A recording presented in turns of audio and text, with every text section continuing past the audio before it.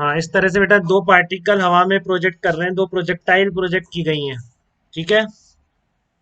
और आपको दिख रहा है एक को 0,0 से, एक को 1,0 से प्रोजेक्ट किया है। इसको एक्स मान लो, इसको एक्स मान लो, इसको वाई मान लो। बेटा आप बताना आपके सही हुआ क्या। अरे आपकी फिर बैंडविड्थ गड़बड़ हो रही होगी, चलो मैं फिर भी आपके लिए शेयर करता हूँ, देखो क्या पता है मेरे यहाँ से करने से सही हो जाए आपका। लेकिन बहुत मुश्किल है वो, क्योंकि मेरे को कैमरा मेरा, ओहो, ओहो।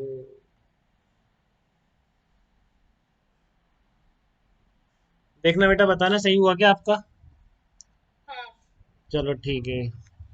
तो find find out velocity and time. दो पार्टिकल पहले सुनिए क्या हुआ, क्या है इसमें कि दो पार्टिकल प्रोजेक्ट कर रहे हैं आप, एक ओरिजिन से और एक 1,0 से। एक 30 डिग्री एंगल पर है, एक 45 डिग्री पर प्रोजेक्ट किया है। ठीक है, ध्यान से देख लीजिए अच्छी तरह बिल्कुल क्वेश्चन को, 10 मीटर पर सेकंड और v मीटर पर सेकंड से। यूनिफॉर्म वेलोसिटीज कुछ नहीं होती हैं, मतलब वेलोसिटीज है इनिशियली, यूनिफॉर्म नहीं है, विद वेलोसिटीज है, बस आगे आगे चेंज होंगी। With velocity v metre per second and v metre per second, 10 और v से। It is found that they collide after time T in space. और ये बोल रहा है आपको कि ये कोलाइड कर जाते हैं एयर में कहीं पर जाके। ठीक है, तो ग्राउंड से भी देख सकते हैं, बट वो बहुत कॉम्प्लिकेटेड है ग्राउंड से देखना। तो हम एग्जाम में इतने कॉम्प्लिकेशन में नहीं फंसेंगे। ठीक है ना। मैं क्या नाम दे रहा हूँ देखिए, मैं कह रहा हूँ ए और बी नाम दे रहा हूँ इसको, ए पार्टिकल और बी पार्टिकल दोनों हवा में प्रोजेक्ट कर दिए। तो मुझे ये बताइए आप, अगर आपने दो पार्टिकल हवा में हैं तो उनके रिलेटिव एक्सलरेशन कितना होगा। मतलब आप क्या a acceleration of A with respect to B लिख पाएंगे क्या। Acceleration of A with respect to B, acceleration of A with respect to ground minus acceleration of B with respect to ground. ये बताइए आप लिख पाएंगे इस तरह से, acceleration of A with respect to B equal to acceleration of A with respect to ground minus acceleration of B with respect to ground. तो दोनों के एक्सलरेशन किसके बराबर है। दोनों के एक्सलरेशन जी वेक्टर के बराबर है बेटा। दो पार्टिकल हवा में है तो एम जी फोर्स लग रहा है, तो जी वेक्टर एक्सलरेशन है, तो कितना आ जाएगा। जी वेक्टर माइनस जी वेक्टर, जीरो आ गया, रिलेटिव एक्सलरेशन जीरो है। तो एक्सलरेशन ए का बी के रिस्पेक्ट में हमेशा जीरो है। इसका क्या मतलब हुआ। इसका मतलब ये हुआ कि velocity of A with respect to B always constant है। एक्सलरेशन जीरो होने का मतलब यही होता है। Acceleration of A with respect to B zero, क्या मतलब हुआ, velocity of A with respect to B is always constant. A की बी के रिस्पेक्ट में वेलोसिटी चेंज नहीं हो रही है। ठीक है।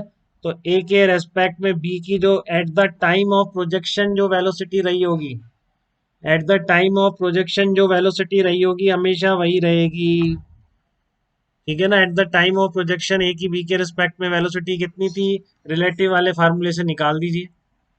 देखो बी के रिस्पेक्ट में, ग्राउंड के रिस्पेक्ट में बी की पहले कंपोनेंट कर लो आप। ये थी, ये आपका 10 था, ये आपने वी बोला, ये एंगल आप बोल रहे हो 45 डिग्री, और ये एंगल आप बोल रहे हो 30 degree.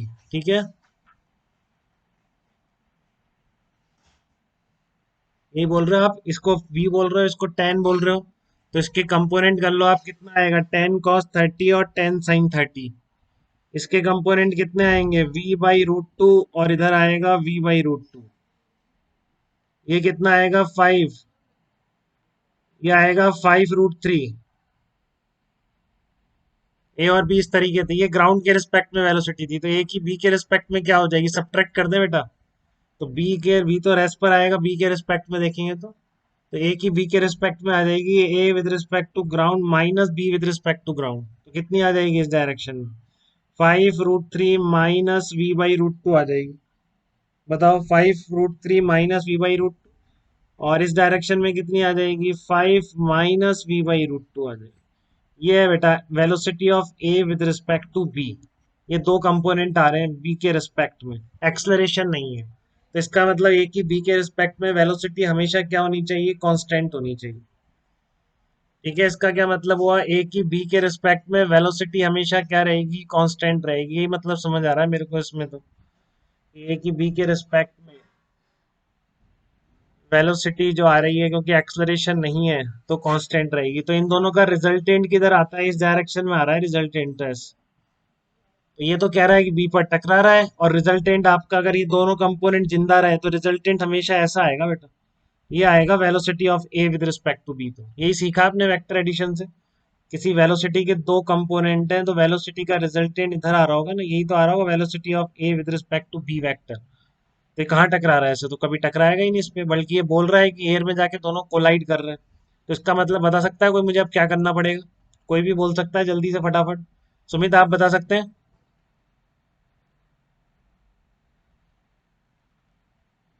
Velocity of A with respect to B, अगर बोल रहा है ए बी से टकराता है तो velocity of A with respect to B इधर आना चाहिए क्या? अगर ए को बी पर पहुंचना है, एक्सलरेशन है नहीं, तो ए की बी के रिस्पेक्ट में वेलोसिटी इसी डायरेक्शन में रहनी चाहिए ना बेटा, तभी तो पहुंच सकता है। क्योंकि एक फिक्स पॉइंट हो गया, दूसरा पार्टिकल इसके रिस्पेक्ट में अगर इस कांस्टेंट वेलोसिटी से चला गया तो कभी टकरा ही नहीं पाएगा इस पे। और आप कह रहे हो नहीं साहब, ए और बी की कोलिजन होनी चाहिए। और आप क्या कह रहे हो कि ए मस्ट कोलाइड विद बी, बोल रखा है कोलिजन हो रही है, तो इसका मतलब क्या है? इसका मतलब ये रिजल्टेंट इधर नहीं आना चाहिए, बल्कि ये रिजल्टेंट इस डायरेक्शन में आना चाहिए, जिससे कि यहाँ पर ये पहुंच पाए। ठीक है ना? ये जो velocity of A with respect to B का रिजल्टेंट आपको इधर दिख रहा है, ये इधर नहीं होना चाहिए, इस डायरेक्शन में होना चाहिए, तब ये ए बी पर पहुंच जाए। तो इस डायरेक्शन में होना चाहिए, तो ये वाला कंपोनेंट खत्म हो जाना चाहिए। तो आगे आपका पहला आंसर जो वी पूछा था, जो इसने वी पूछा था, वो तो आ गया आपका, एकदम से ही आ गया। जैसे ही आपने इस वर्टिकल कंपोनेंट को खत्म किया, क्योंकि ए की बी के रिस्पेक्ट में वेलोसिटी के दो कंपोनेंट थे, बी फिक्स पॉइंट पे था, ठीक है, और A with respect to B आपका इस डायरेक्शन में आ रहा था, ये दो कंपोनेंट आ रहे थे। ये कितना था आपका?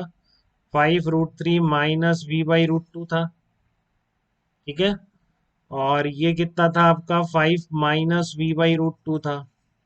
आप कह रहे हो ए बी पर पहुंच जाना चाहिए, तो इसलिए आप इस कंपोनेंट को खत्म कर दोगे, ठीक है ना? For collision between A and B बोलोगे बेटा। आप क्यों बोल रहे हैं? आप फालतू थोड़ी नहीं बोल रहे हैं।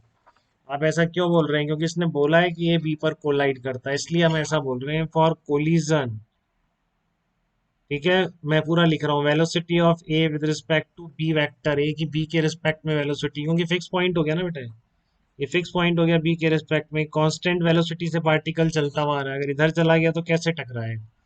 ठीक है, for collision v A with respect to B vector must be along A B, ये जो वेक्टर होना चाहिए ए बी डायरेक्शन में होना चाहिए। इसका मतलब क्या होगा? हेंस, इसलिए मैं ऐसा कर रहा हूँ, क्या कर रहा हूँ मैं? 5 minus v by root two को जीरो कर रहा हूँ, तो वी कितना आ गया आपका? वी आ जाएगा 5√2 आ जाएगा बेटा। ठीक है ना? वी की वैल्यू इसलिए कितनी आ गई? 5√2 मीटर पर सेकेंड, ये वेलोसिटी आ गई जो आपसे पूछी थी। अब सेकंड पार्ट में पूछा है कितनी देर में कोलाइड कर जाएगा, तो कितना हो गया? बेसिकली ए से बी की तरफ, बी के रिस्पेक्ट में वेलोसिटी आ गई है 5√3 minus v by root two, तो ये किसके बराबर आ जाएगी? 5√3 माइनस 5 इंटू √3 - 1 आ गई, इतने मीटर पर सेकेंड आ गई। बीच की डिस्टेंस कितनी बताई थी आपको? देखो, ये 1,0 था, 1 मीटर था, ठीक है ना? डिस्टेंस कितनी थी? 1 मीटर थी। तो टाइम कितना लगेगा इस वेलोसिटी से डिस्टेंस कवर होने में? Speed equal to distance upon time होता है, तो टाइम कितना आ गया? डिस्टेंस अपॉन स्पीड आ गया क्या?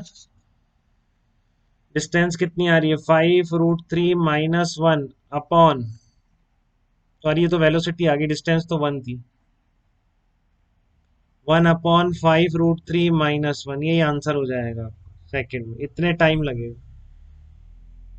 1/5√3 - 1 सेकेंड बाद पार्टिकल ए पार्टिकल बी से कोलाइड कर जाएगा। 1/5√3 - 1 सेकेंड बाद पार्टिकल ए पार्टिकल बी से कोलाइड कर जाएगा। तो ये दो आंसर्स हैं इन प्रॉब्लम्स के, कि दो पार्टिकल हवा में फेंके गए थे। तो अब आप ध्यान रखें बेटा, क्या होता है जब फेंके जाते हैं तो रिलेटिव एक्सेलरेशन 0 होता है, ठीक है?